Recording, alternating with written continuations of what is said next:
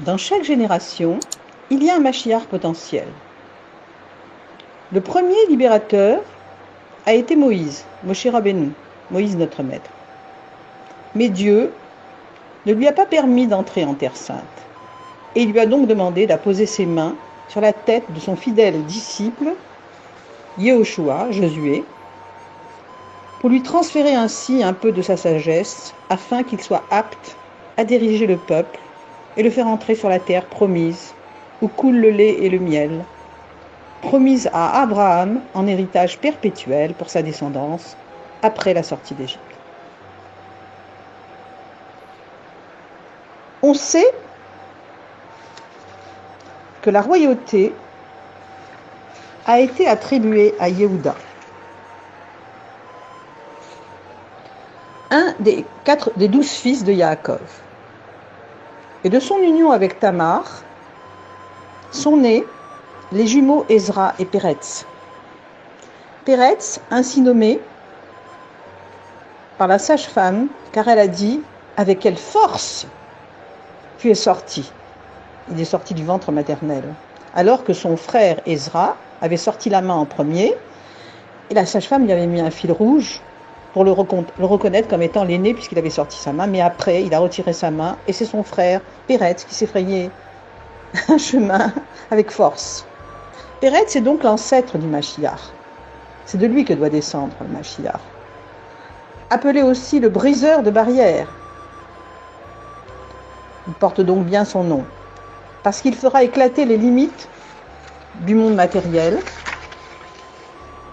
Et Péretz est l'ancêtre de David, puisque de lui descendra Boaz, arrière-grand-père du roi David. La lignée davidique est donc une lignée royale.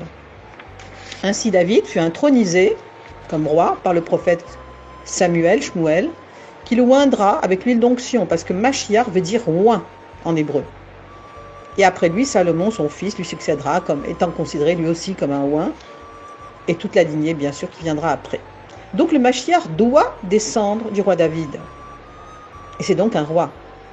Ainsi que dit le Rambam Maïmonide dans ses Lois des rois au chapitre 11 du Mishneh Torah, il écrit ceci: s'il s'élève un roi de la lignée de David, érudit dans la loi comme son aïeul, selon les préceptes de la loi écrite et de la loi orale, et qu'il ramène tout Israël à suivre les chemins de la Torah et à en colmater les brèches, et qu'il mène les guerres de Dieu, donc ce sont des guerres spirituelles, on présume qu'il est le Mashiach. Qui mieux que le Rabbi répond point par point à cette description? Le Rabbi descend de David en ligne droite par le Maharal de Prague, son ancêtre. Il est également un grand érudit versé dans la loi écrite et la loi orale, c'est-à-dire le Tanakh, le Talmud, la Gemara, et dans le Sod de la Torah, c'est-à-dire le côté ésotérique profond de la Torah, la Kabbalah et la Chassidut. Son érudition encyclopédique n'a pas d'égal. Il connaissait par cœur toutes les parties de la Torah. Ainsi, dans une choule où il manquait des livres, il n'y en avait pas assez pour tout le monde, le Rabbi a pris un livre, tout le monde a eu un livre, et quand à la fin, le Rabbi est parti, on s'est aperçu que le livre qu'il avait ne correspondait pas du tout au livre que les autres lisaient, mais il connaissait par cœur, mais il ne pouvait pas lire par cœur, en quelque sorte, réciter par cœur, pour ne pas montrer trop son érudition, et vu sa modestie, il ne fallait pas qu'il le mentionne. Le Rabbi a envoyé pas moins de 5000 émissaires aux 4 coins du monde, on appelle ça des shluchim du Rabbi, pour y diffuser le judaïsme et ramener les juifs, assimiler les juifs qui étaient brisés par la Shoah, etc., par le biais des beth rabbad qu'il a créés aux 4 coins du monde. Ainsi, il y a des beth rabbad partout, en particulier en Ouzbékistan, en Inde, en Chine, en Tasmanie. Il n'y a pas un endroit du monde où il n'y ait pas un beth rabbad, où les juifs peuvent se retrouver et revenir à leur source quand c'est le cas. On dit que le juste est le fondement du monde. Ceci est écrit dans Proverbes du roi Salomon, au chapitre 10, verset 25. Donc, dans chaque génération, Dieu place un juste, un tzaddik, une envergure exceptionnelle qui dirige le monde, et qui œuvre pour affiner le monde et le sanctifier. Sa qualité essentielle est la soumission parfaite à son Créateur. Aujourd'hui, selon les termes du Rabbi, le monde est prêt pour la délivrance. Ou encore, nous sommes la dernière génération de l'exil et la première de la délivrance. Ceci dans son discours de 1951, où il a pris la fonction de Rabbi. Comme Moshe, qui s'est mis de côté pendant 6 mois, puis a réapparu, pour être le libérateur effectif, le Rabbi a préparé tous les jalons de la délivrance finale, puis il s'est voilé le 3 Tammuz 5754, 1994, ce qu'on appelle Gimel Tammuz. Ce voile est celui qui précède la réapparition du Rabbi. En effet, en son absence, nous avons le devoir et la responsabilité de réclamer à Dieu la délivrance et notre Mashiach. Celui-ci aura alors une âme supplémentaire, l'âme du Mashiach, qui attend là-haut, qui a été créée bien avant la création, et qui lui sera rajoutée pour qu'il mène à bien sa dernière mission, la délivrance complète et finale. Car par sa soumission, ce tzaddik se fond dans la sagesse divine, et on dit que le serviteur du roi est lui-même un roi. Le 3 Tammuz est apparu pour certains comme une preuve de la disqualification du Rabbi en tant que Mashiach. On dit il n'est plus de ce monde, donc c'est pas lui le Mashiach.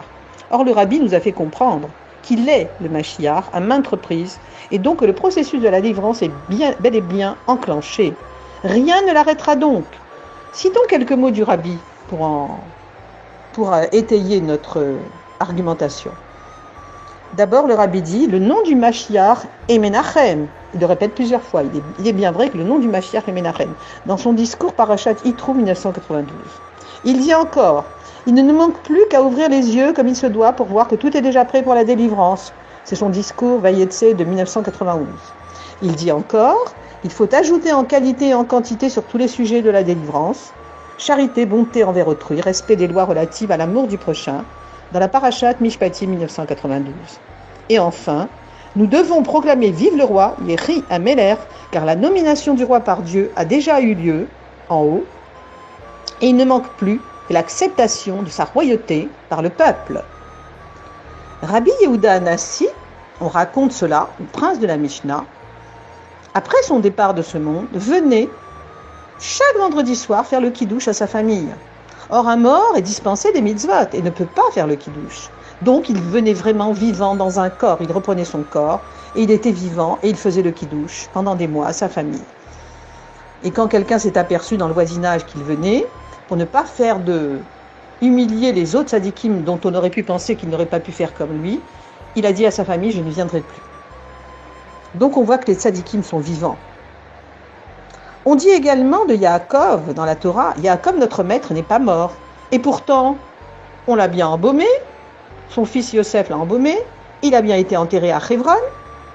On dit également David Melech Israël Chai Vekayam, ce qui veut dire David, le roi d'Israël, est vivant et existant. Et il en est de même pour son descendant, le Rabbi, bien entendu, qui est vivant et existant.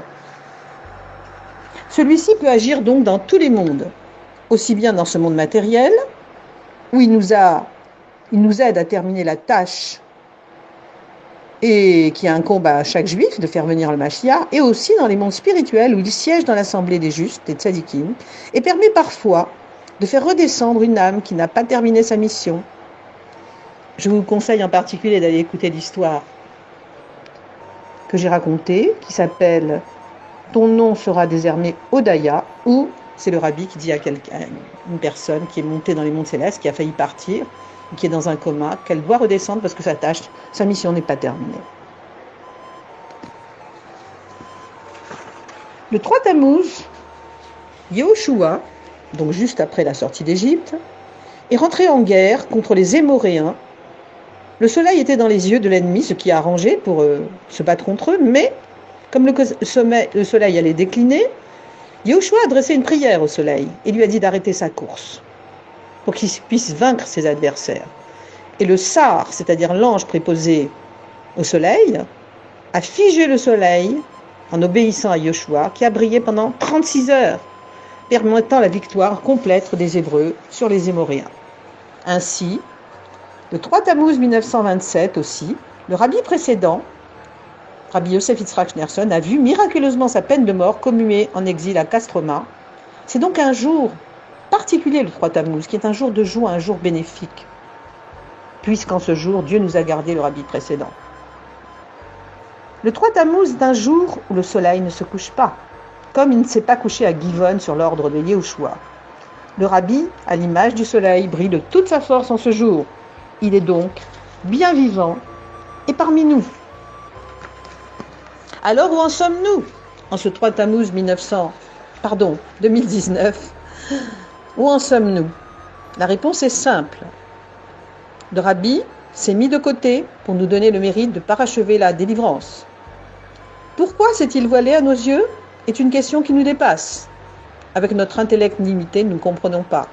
Nous devons simplement nous investir corps et âme dans la mission qu'il nous a confiée. Son annonce de la délivrance est une prophétie, donc elle a un caractère irréversible, car toute prophétie positive est amenée à se réaliser en vertu d'une règle annoncée par le Rambam.